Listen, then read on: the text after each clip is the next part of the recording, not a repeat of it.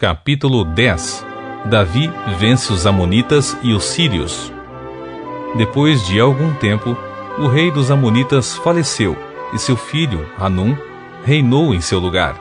Então Davi declarou: Usarei para com Hanum, filho do rei Naás, da mesma benevolência que teve seu pai para comigo. E mandou Davi seus servos a Hanum, a fim de demonstrar-lhe seus pêsames e solidariedade pela morte de Naás.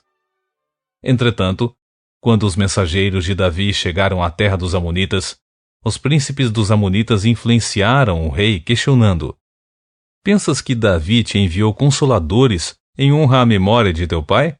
Na verdade, ele mandou espiões com o propósito de avaliarem nossa cidade e suas defesas, para mais tarde destruir-nos. Considerando esse argumento, Hanum decidiu prender os mensageiros de Davi. Mandou rapar a metade da barba de cada um, cortou a metade de seus trajes até as nádegas, e os despachou de volta a Davi. Ora, assim que o rei Davi tomou conhecimento do que havia ocorrido, mandou mensageiros ao encontro deles, pois haviam sido profundamente humilhados, e lhes mandou comunicar: Ficai, pois, em Jericó, até que vossa barba volte a crescer, e então retornai.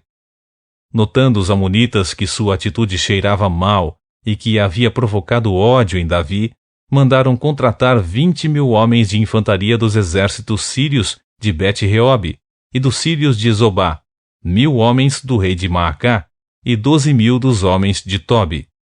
Ao ser informado sobre essas movimentações militares, Davi prontamente mandou Joabe e todo o exército dos guerreiros de Israel contra eles. Os amonitas saíram e se posicionaram estrategicamente para a batalha à entrada da porta da cidade. Mas os sírios de Zobá e de Reob e os homens de Tobi e de Maacá estavam desprovidos de fortaleza e sós em campo aberto.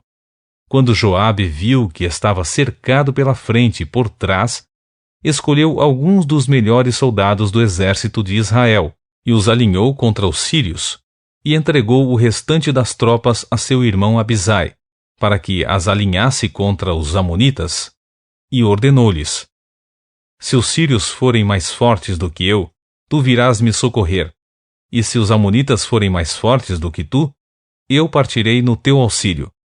Tem bom ânimo, e sejamos todos corajosos pelo nosso povo e pelas cidades do nosso Deus, e faça o Senhor o que bem lhe parecer. Então Joabe e a tropa que estava sob seu comando avançaram contra os sírios, que fugiram diante deles. Quando os amonitas viram que os sírios haviam batido em retirada, recuaram também diante de Abisai, e se abrigaram no interior da cidade. Então Joabe voltou da batalha contra os amonitas e foi para Jerusalém. Constatando que haviam sido vencidos pelo exército de Israel, os sírios trataram de refazer-se e concentrar forças. Hadadezer mandou convocar os sírios, que estavam no outro lado do rio. Eles vieram a Elã, sob a liderança de Sobaque, comandante do exército, e Hadadezer. Ao saber disso, Davi reuniu todos os homens de Israel e, passando o Jordão, foi a Elã. E os sírios tomaram posição de guerra contra Davi e pelejaram contra ele.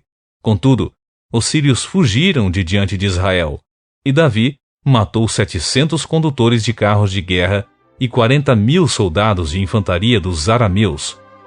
Sobaque, general do exército, também foi ferido e morreu ali mesmo. Quando todos os reis vassalos de Hadadezer viram que tinham sido derrotados pelo exército de Israel, formalizaram um acordo de paz com Israel e submeteram-se ao seu poder e controle. E daquele dia em diante, os sírios não ousaram mais cooperar militarmente com os amonitas.